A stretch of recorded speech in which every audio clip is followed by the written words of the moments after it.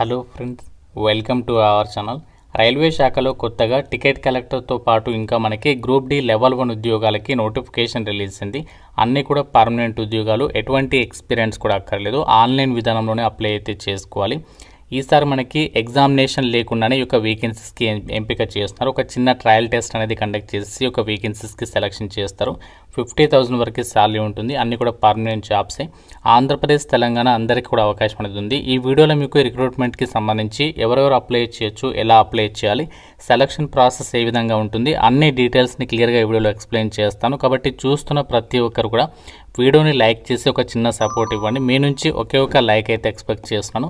ఇప్పుడే వీడియోని లైక్ చేసి మీ ఫ్రెండ్స్ కూడా షేర్ చేయండి. ఛానల్ని సబ్స్క్రైబ్ చేసుకుని బెల్ ఐకాన్ని యాక్టివేట్ చేసి పెట్టుకోండి.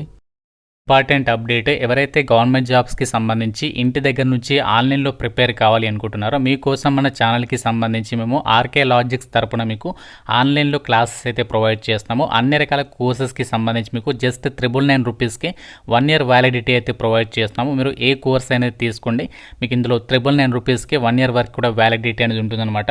బ్యాంక్, రైల్వేస్, ఎస్ఎస్సి అన్ని రకాల కాంపిటేటివ్ ఎగ్జామ్స్కి సంబంధించి కోర్సెస్ అనేవి అవైలబుల్లో ఉన్నాయి. ప్రతి ఒక్కరు మన ఆర్కే లాజిక్స్ యాప్ అనేది డౌన్లోడ్ చేసుకొని, మీకు లింక్ అనేది డిస్క్రిప్షన్లో పిన్నెడ్ కామెంట్లో ఇచ్చాను. ఫ్రీ డెమో వీడియోస్ కూడా ఉన్నాయి యాప్లో. కంటెంట్ అనేది ఒకసారి చెక్ చేయండి, నచ్చితేనే కోర్స్ అనేది తీసుకొని ప్రిపేర్ అవ్వండి. ఇక్కడ డీటెయిల్స్లోకి వెళ్ళినట్లయితే government of India ministry of railways కింద పనిచేస్తున్న నార్త్ ఈస్ట్ ఫ్రాంటియర్ రైల్వే నుంచి అఫీషియల్గా ఈ నోటిఫికేషన్ అనేది రిలీజ్ అయింది.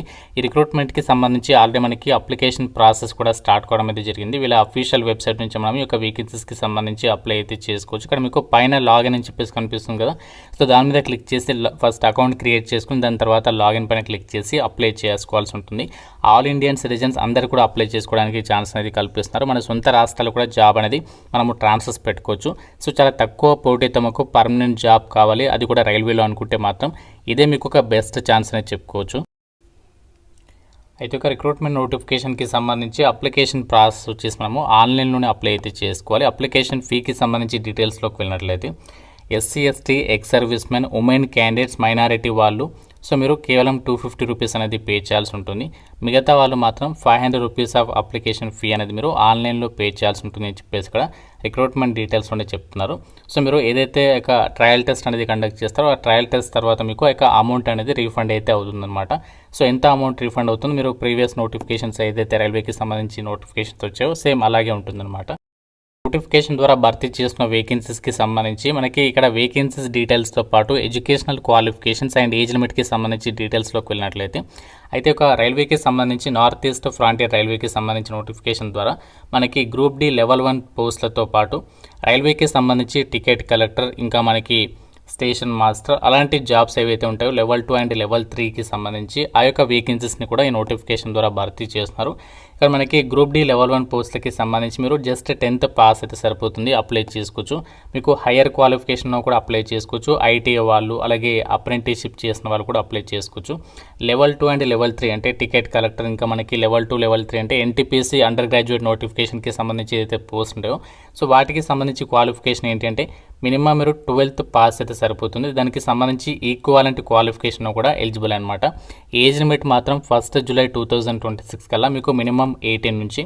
జనరల్ క్యాండిడేట్స్ అయితే ఇక్కడ మీరు ఏ కేటగిరీ వాళ్ళైనా సరే 25 ఇయర్స్ వరకు అప్లై చేసుకోవడానికి ఛాన్స్ అనేది కల్పిస్తున్నారు. సో ఇది మనకి ఇక్కడ ఇచ్చినటువంటి ఎడ్యుకేషనల్ క్వాలిఫికేషన్ అండ్ ఏజ్ లిమిట్కి సంబంధించి డీటెయిల్స్.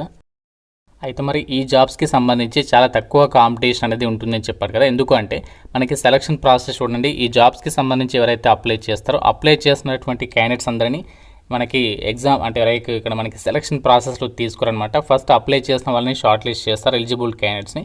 దాని తర్వాత మీకు ట్రయల్ ఆఫ్ స్పోర్ట్స్ పర్ఫార్మెన్స్ అనేది చెక్ చేస్తారు. దాని తర్వాత ఇంటర్వ్యూ అండ్ మీకు స్పోర్ట్స్ అచీవ్మెంట్కి సంబంధించి అసెస్మెంట్ చేసి మీ యొక్క ఎడ్యుకేషనల్ క్వాలిఫికేషన్ వచ్చినటువంటి మార్క్స్కి సంబంధించి కూడా వెయిటేజ్ అనేది తీసి ఒక వేకెన్సీస్కి ఫైనల్ సెలెక్షన్ చేస్తారనమాట.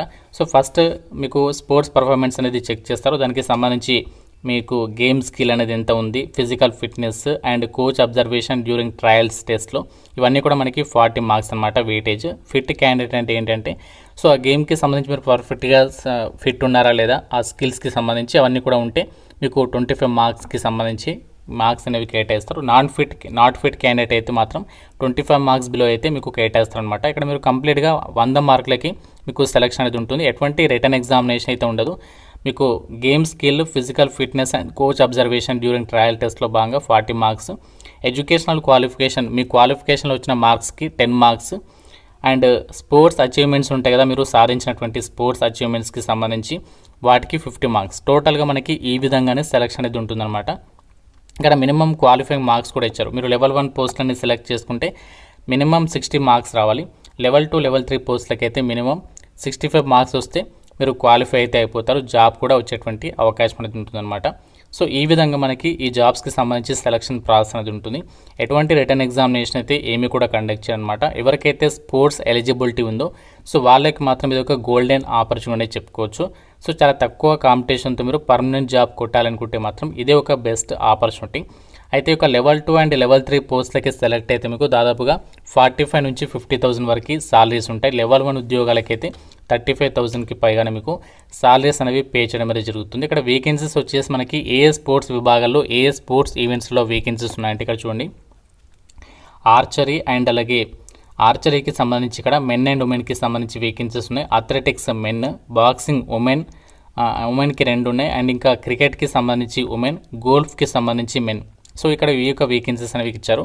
సో దానికి సంబంధించి పొజిషన్ కూడా ఇచ్చారు. Archery compound, archery recurve, athletics high jump, boxing 48 to 51 kg, boxing 65 to 70 kg, cricket fast bowler, golf single. ఈ విధంగా మనకి ఇక్కడ ఆ డీటెయిల్స్కి సంబంధించి అయితే మెన్షన్ చేయడం అనేది జరిగింది. మెన్ అండ్ ఉమెన్కి ఇద్దరికి కూడా సపరేట్గా వేకెన్సీస్ అనేవి కేటాయించారు. అండ్ మీకు దానికి సంబంధించి స్పోర్ట్స్ అచీవ్మెంట్ అనేది ఎలా ఉండాలి ఆ డీటెయిల్స్ని కూడా ఇక్కడ క్లియర్గా ఇచ్చారు చూడండి. సో మీరు ఇక్కడ లెవెల్ 2 అండ్ లెవెల్ 3కి సంబంధించి సెలెక్ట్ చేసుకుంటే represented to the country in any of the following category b championships or events at least 3rd position in any of the category c అని చెప్పేసి ఇక్కడ కొన్ని డీటెయిల్స్ ఇచ్చారు. ఏంటి అంటే ఇక్కడ మనకి కేటగిరీ సి, కేటగిరీ బి అంటే ఏంటి అంటే ఇక్కడ మనకి ఇచ్చాను చూడండి.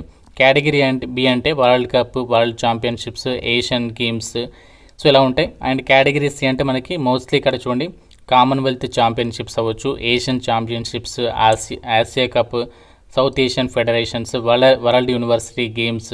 సో ఇలా వీటికి సంబంధించి అయితే మీకు ఆ స్పోర్ట్స్కి సంబంధించి అచీవ్మెంట్ అనేది ఉండాలన్నమాట. సో స్పోర్ట్స్ అచీవ్మెంట్ని పరిగణలోకి తీసుకుని సో డైరెక్ట్గా మీకు ఈ యొక్క వేకెన్సీస్కి అయితే సెలెక్షన్ అనేది చేస్తున్నారు. అప్లై చేయడానికి లాస్ట్ డేట్ ఎక్కువ టైం లేదు, మార్చ్ 10th వరకు మాత్రమే టైం ఉంది. సో మార్చ్ 10th లోపు ఈ యొక్క వేకెన్సీస్కి సంబంధించి మనము ఆన్లైన్లో అప్లై చేసుకోవాల్సి ఉంటుంది. ఫ్రెండ్స్, ఇది మనకి నార్త్ ఈస్ట్ ఫ్రాంటియర్ రైల్వే నుంచి రిలీజ్ అయినటువంటి permanent group c and group d జాబ్స్కి సంబంధించి రైల్వే నోటిఫికేషన్కి సంబంధించి డీటెయిల్స్.